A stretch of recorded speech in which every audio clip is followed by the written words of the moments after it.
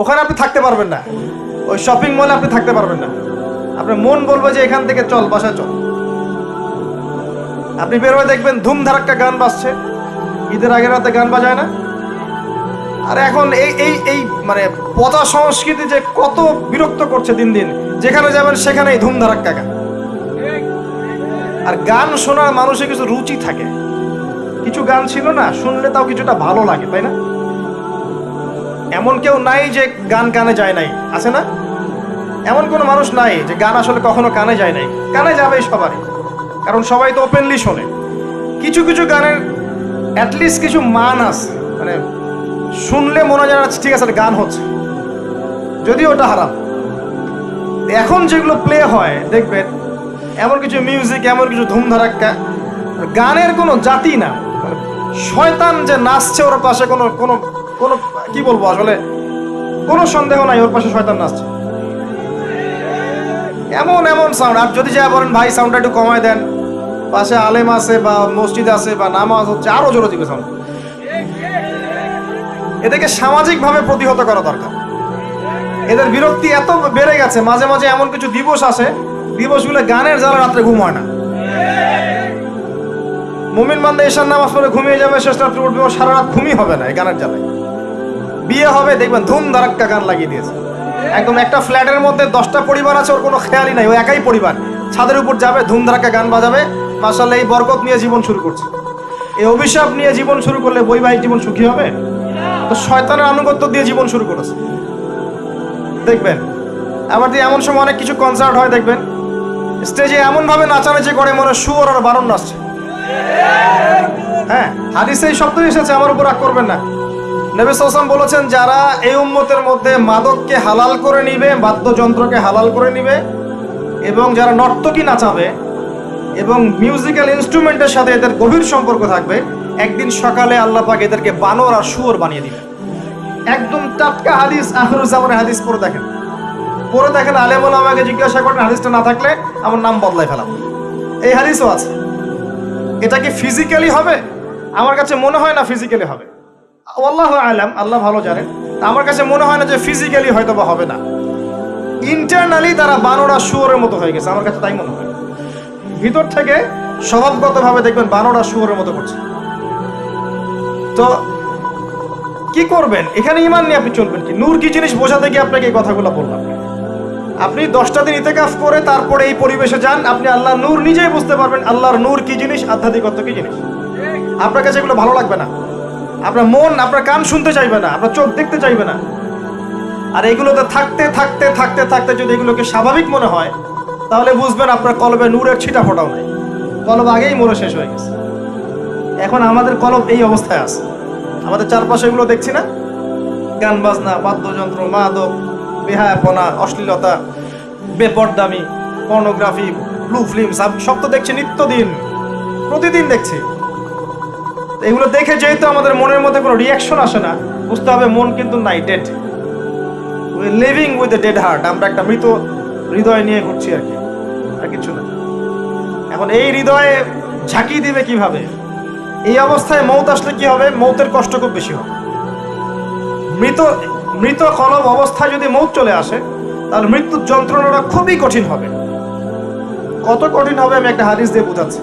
আমি এই হাদিসের নাম্বার এখন বলতে পারছি না, আমি অনেকদিন আগে হাদিসটা পড়েছি, বাট আমি হাদিসটা পড়েছি। এবং যদি কেউ দলিল চান আমি আপনাকে প্রাইভেটলি দিতে পারবো ইনশাআল্লাহ।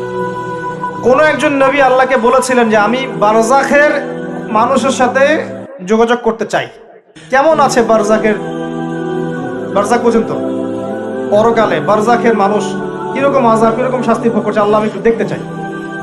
একজন ব্যক্তি, মেবি উনি মুসা আলাইহিস সালামের যুগের বা ঈসা আলাইহিস সালামের যুগের, আমার ঠিক মনে পড়ছে না, এ দুজনে একজন হতে পারেন। আল্লাহ পাক দেখালেন একজনকে, এই যে এই ব্যক্তি খুবই রুগ্ন, ক্লান্ত, মানে দেখে মনে হচ্ছে তিনি খুবই পেরেশানির মধ্যে আছে। তাকে নবী জিজ্ঞাসা করছেন, একজন নবী জিজ্ঞাসা করছেন, তুমি কি অবস্থায় আছো, কেমন আছো?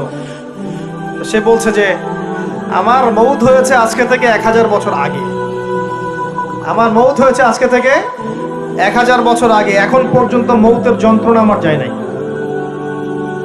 আমার কথা কি বুঝতে পারলেন ভাই? যার কলব যত মৃত, রূহ কবজ করার সময় তত শাস্তি হবে, তত বেশি কষ্ট হবে। যার কলব যত পবিত্র, রূহটা অত সুন্দর করে আস্তে করে বের হয়ে চলে আসবে ইনশাআল্লাহ। যেমন কলসি থেকে পানি ঢাললে যেমন হয়, এভাবে রূহটা বের হয়ে চলে আসবে। কলব পরিষ্কার না থাকলে এটা হবে না। এগুলো আধ্যাত্মিক মারেফতি কথা নয়, কিন্তু বিষয়টা এই যে আমরা অনেকে আবার এগুলোকে বানিয়ে দিয়েছে পীর মুর্দি, তাই না? নেগলেক্ট করি যেগুলো পীর মুর্দি বয়ান করবেন না, এসব পীর মুর্দি বলে বিষয়টা না। বিষয়টা হচ্ছে আত্মশুদ্ধি।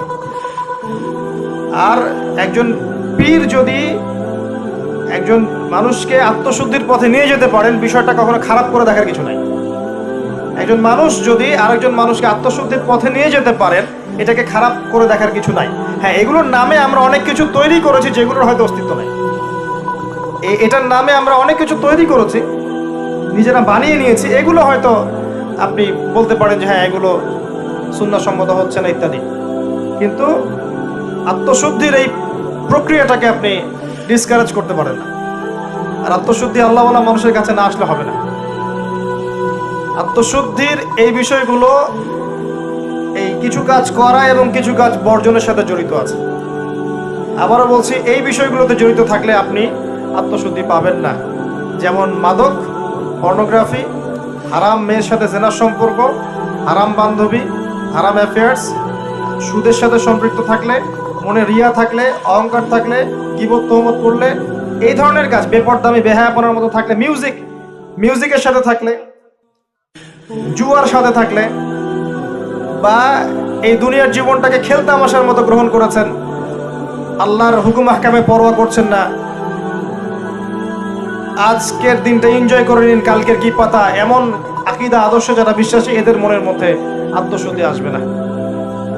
আল্লাহ পাক আমাদের সবার কলবগুলোকে পরিষ্কার করুন, পরিপূর্ণরূপে আত্মশুদ্ধি অর্জন করার তৌফিক দান করুন, এবং যে কাজগুলো করলে আল্লাহ পাক আমাদের কলবে আল্লাহ নূর দান করবেন, সেগুলো বেশি বেশি করার তৌফিক আল্লাহ পাক দান করবেন। আমিন। একটা এক্সাম্পল দেই, অন্য জায়গায় যাচ্ছে। দেখেন, ইবলিস কি কম জ্ঞানী ছিল? সে কি কম ইবাদত করেছে আল্লাহ? ইবাদতের ক্ষেত্রে, জ্ঞানের ক্ষেত্রে সে তো অতুলনীয় হয়ে আছে। প্রচুর ইবাদত করেছে, প্রচুর জ্ঞানী। এই মহাবিশ্ব সম্পর্কেও জ্ঞান আছে না? তার প্রচুর জ্ঞান আছে। কি কারণে সে চিরস্থায়ী জাহান্নামী হলো?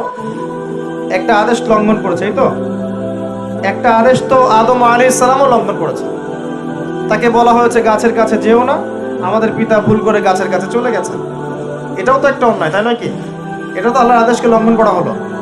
আদম আলাইহিস সালাম তওবা করে ফিরে এসেছেন, বলেছেন রব্বানা যালামনা আনফুসানা ওয়া ইল্লাম তাগফির লানা ওয়া তারহামনা লানাকুনান্না মিনাল খাসিরিন। এটা আদম সন্তানের স্বভাব, ভুল করবে, তওবা করে ফিরে আসবে। কিন্তু ইবলিস, সে তওবা করে ফিরে আসেনি, বরং আবা ওয়াস্তাকবারা, সে অবাধ্য হয়েছে, অহংকার করেছে। খালাকতানি মিন নার ওয়া খালাকতাহু মিন তিন। এই যে অন্যকে ছোট করা, তুচ্ছ করা, আল্লাহর আদেশকে অস্বীকার করা, অহংকার করা, এই অহংকারের কারণে তার সমস্ত এলেম এবং আমল সব ধ্বংস হয়ে গেছে। এখন যদি আমরা অনেক এলেম আমল করি, মনে অহংকার থাকে, আত্মশুদ্ধি অর্জন হবে? আত্মশুদ্ধি সবচেয়ে ইম্পর্টেন্ট জিনিস। আমি একটা বই সাজেস্ট করছি, বইটা আমি পড়ছি, কিন্তু আমার পড়ার পরে আমার আসলে পিপাসা মেটেনি এখনো। এই টপিকের আরো বেশ কিছু বই আমি সংগ্রহ করার চেষ্টা করছি ইনশাআল্লাহ তাআলা। আগামীতে আমি এই টপিকে, শুধু এই টপিকেই আলাদা স্বতন্ত্র একটা লেকচার দিব ইনশাআল্লাহ তাআলা। আল্লামা তাকি উসমানী হাফিজাহুল্লাহ, তার একটা বই আছে আত্মশুদ্ধি ও তাসাউফ। বইটা পড়েন। বইটা পড়লে আপনার কাছে মনে হবে যে বইটা আপনার জন্য লেখা হয়েছে। বইটা পড়ছিলাম আর মনে হচ্ছিল যে বইটা আমার জন্যই লেখা হয়েছে। মনে হয় বইটার প্রতিটা ওয়ার্ড আমাকেই বলা হচ্ছে। মন দিয়ে পড়েন আর পড়াশোনার অভ্যাস করেন। একদিন লেকচার শুনলেন 1 ঘন্টা 1.5 ঘন্টা, এটা আপনার জীবন পরিবর্তনের জন্য যথেষ্ট নাও হতে পারে। হ্যাঁ, যদি আল্লাহওয়ালা তেমন মানুষ হন হয়তো বা হবে। আমাদের মতো মানুষের লেকচারে 1 ঘন্টা 1.5 ঘন্টা লেকচার শুনেও আপনার জীবন পরিবর্তন না হওয়ার সম্ভাবনাই বেশি। কথা